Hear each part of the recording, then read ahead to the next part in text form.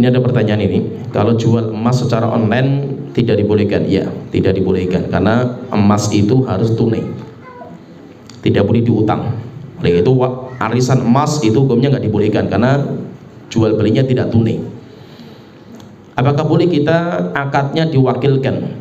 Misal pembeliannya transfer ke orang yang dipercaya untuk melakukan pembelian secara langsung sebagai wakil dari pembeli, kemudian wakil yang ditunjuk itu yang mengirimkan ke pembeli, boleh. Kalau yang penting namanya jual beli itu antara pihak pembeli dan penjual. Kalau itu terjadi kesepakatan itu namanya jual beli. Walaupun yang membeli itu pembeli itu macam-macam. Ada yang membeli langsung, ada wakil dari orang yang membeli.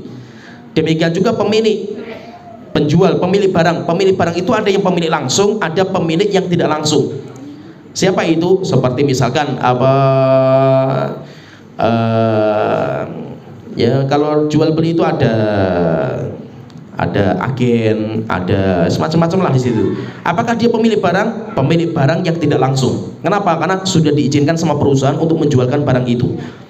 Demikian juga apa? Saya misalkan saya mau beli emas, saya nggak bisa langsung karena saya nggak bisa berjalan sampai ke sana itu. Saya punya teman. Maka apa? Boleh saya itu transfer ke teman saya sebagai wakil saya, tolong nanti dibelikan emasnya. Kalau sudah dibelikan, baru dikirimkan kepada saya, itu tidak ada masalah. Kenapa? Karena akadnya itu yang dianggap itu akad sama pembelinya, bukan akad saya dengan orang teman saya, bukan. Tetapi tidak boleh satu transaksi dengan dua akad. Dua akad itu apa maksudnya ini? Ini yang terjadi di bank-bank, hatta bank syariah. Masalahnya itu nanti di sini. Masalahnya itu apa? Misalkan ada orang dia itu mau kredit, mau beli kredit kepada bank misalkan itu, permodalan misalkan itu, beli emas atau beli rumah atau beli apalah itu. Maka bank mengatakan, sudah gini saja wis, kamu mau belinya berapa, butuh modalnya berapa, 100 juta untuk beli barang ini. Oke, nanti belinya tak wakilkan ke kamu. Ini seringnya seperti itu. Contohnya saya contohkan misalkan ya, saya mau bangun rumah, saya pergi ke bank, saya mau bangun rumah, biaya sekitar 100 juta. Ini syariat, bank syariat itu. Bagaimana kalau kita itu akad, kamu yang membelikan barang-barangnya, barang-barang seperti besi, ini, nanti saya beli kredit kepada kamu. Kan kalau keuntungan itu kan harus pakainya jual beli, tidak bisa utang piutang. Kalau utang piutang kan nggak ada kelebihan, kalau ada kelebihan kan jatuhnya riba. Akhirnya apa? Bank setuju. Oke, nggak apa-apa, nanti kita biayai, tapi kamu saya wakilkan untuk membeli barang-barang itu. Ini jadi masalah ini. Berarti apa? Berarti dalam satu transaksi itu ada dua akad. Akad yang pertama dia sebagai pembeli barang, wakil dari bank. Yang kedua dia sebagai pembeli jasanya bank. Ya nggak tahu, paham nggak? Ini tergambar nggak?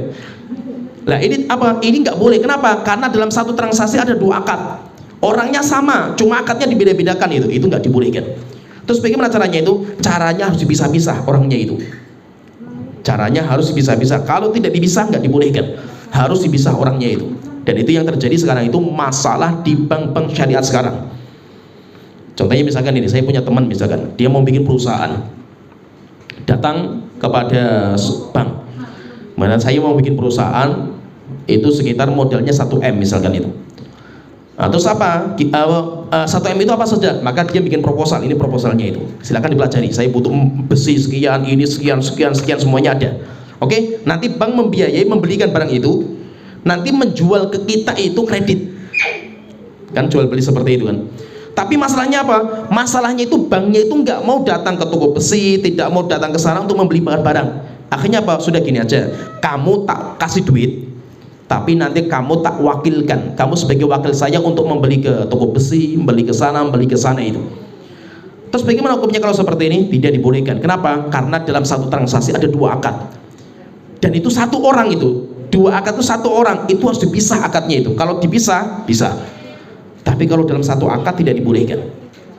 Ya, kalau satu orang dalam dua akad itu sebenarnya apa? Sebenarnya utang piutang itu. Utang piutang itu, tapi dinamakan istilahnya mereka itu jual beli kredit. Kita tahu bukan jual beli, mana barangnya kan? Jual beli nggak ada, barangnya nggak ada kan itu. Tapi kan permainan uang sebenarnya itu. Maka kalau uang sama uang itu bukan jual beli kredit, tapi uang sama uang maksudnya utang piutang. Jadi kalau dia minjemkan saya uang 1 miliar, kembali 1 miliar, nggak bisa lebih. Bagaimana cara bisa lebih itu? Dengan cara jual beli. Dia tidak ngasih kita uang, bukan, dia ngasih kepada kita barang. Kalau dia ngasih kepada kita barang, setelah itu kita membelinya itu dengan cara kita kredit, walaupun ada kelebihan, maka nggak ada masalah, hukumnya dibolehkan. Ya, jadi kalau wakilnya itu orang lain, bukan pemilik emas, nggak apa-apa. Tapi kalau wakilnya itu pemilik emas juga, nggak boleh. Contohnya misalkan gini, kan nggak boleh jual beli emas itu kan kredit atau tenggang waktu. Online kenapa nggak dibolehkan? Karena ada tenggang waktu pembayaran kan gitu. Akhirnya gini, saya bilang sama pemilik emas, saya ngirim ke kamu transfer, tapi kamu tak wakilkan untuk membeli itu. Lah membeli apa? Dia pemilik barang sendiri kan gitu. Kalau dia sebagai pemilik barang penjual dan sebagai pembeli juga yang menjadi wakil, lah ini nggak bisa itu. Terus bagaimana itu? Harus cari orang lain, walaupun orang lain itu suaminya sendiri itu, suaminya yang punya atau keluarganya, nggak apa-apa. Yang penting dia orang lain, dia wakil kita itu. Tidak ada masalah kalau dia itu sebagai wakil kita. Kemudian nanti dia yang membelikan kepada kita, baru dia itu nanti mengirim kepada kita. Muamalah saya sama wakil saya itu bukan jual beli. Paham ya? Bukan jual beli. Yang dinamakan jual beli itu muamalah wakil saya kepada pemilik emas. Serah terima apa akadnya itu namanya jual belinya. Tergambar nggak? Paham nggak? Contohnya misalkan gini, saya lagi itikaf. Saya pengen sekali makan bakso itu. Terus bagaimana? Kalau saya datangkan tukang bakso pakai gerobak masuk ke masjid, saya jual beli di situ, maka hukumnya haram karena jual beli di masjid. Namanya jual beli itu apa? Kesepakatan antara pembeli dan si penjual. Kalau itu dilaksanakan di masjid, maka jatuhnya jual beli di masjid. Pertanyaan, lah kalau ada temen dia itu nggak itikaf, sudah kalau mau beli bakso tak belikan nanti, mana iuran saja, bayar. Nah, saya bayar sama teman saya ini, bayar, saya beli bakso 1 porsi ini. Teman saya keluar, dia itu ke pasar beli bakso. Pertanyaan, ketika saya itu ngasih uang ke teman saya ini, boleh nggak di masjid? Boleh nggak di masjid? Boleh. Kenapa boleh? Karena bukan transaksi. Pembelinya nggak ada gitu loh.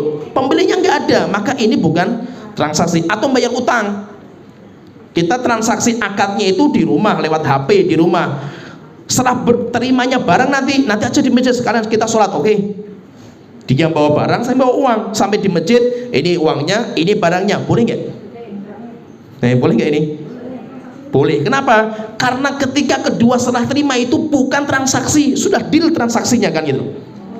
Jual beli itu apa? Transaksinya. Kalau transaksinya di masjid, misalkan kita lagi kajian, buka HP, tiba-tiba ada orang order, Mbak saya mau pesan ini, saya jawab oke atau yes kayak gini, jual beli hukumnya haram. Atau cuma SMS oke, haram. Kenapa? Karena itu ijab kabul. Jangan pahami gitu. Makanya kalau seandainya ada orang mau order sama kita baca, ya udah kalau mau jawab iya, keluar dari masjid dulu. Keluar dari masjid jawab iya, selesai. Setelah itu masuk lagi, nggak apa-apa gitu. Walaupun apa, nanti bayarnya itu serah terimanya di masjid, nggak apa-apa. Yang penting apa? Bukan akadnya. Yang jadi masalah jual beli itu akadnya itu yang jadi masalah itu. Maka sering sekali orang telepon di masjid, oh ya nanti ini. Terjadi transaksi itu jual beli di masjid, hukumnya haram. Walaupun lewat HP, lewat apa saja itu. Termasuk apa? Perhatikan ini, yang juga sering terjadi juga itu. Saya biasa kalau beli pulsa HP itu pakai m-banking misalkan itu. Dan sama sekarang kan paling mudah seperti pas pulsa saya habis itu, saya mau ngirimi istri saya atau apa pulsa pakai m-banking. M-banking itu kan kalau saya itu beli lewat m-banking pulsa kan dipotong itu nanti kan ada biaya tambahan kan 1.500 atau berapa itu. Tapi saya sedang di masjid, misalkan saya di masjid itu, saya di masjid lagi itikaf atau lagi apa di masjid, istri saya SMS, tolong saya kirimi pulsa 50.000, oke, tak kirim pakai m-banking. Apa hukumnya? Jika ini di masjid hukumnya haram. Kenapa haram? Karena saya beli pulsa kepada operator bank kan itu termasuk jual beli itu. Kalau di masjid hatta cuma pakai aplikasi, hukumnya haram jika aplikasinya itu jual beli. Jadi jual beli itu apa? Jual beli itu sebenarnya kesepakatan kesepakatan antara pihak pembeli dan penjual. Kalau saya itu bukan kesepakatan tapi perwakilan, tolong saya belikan ini, nggak ada masalah gitu. Karena itu bukan jual beli. Ya, sampai sini pembahasan kita. Wa akhiru da'wana alhamdulillahirabbil alamin. Assalamualaikum warahmatullahi wabarakatuh.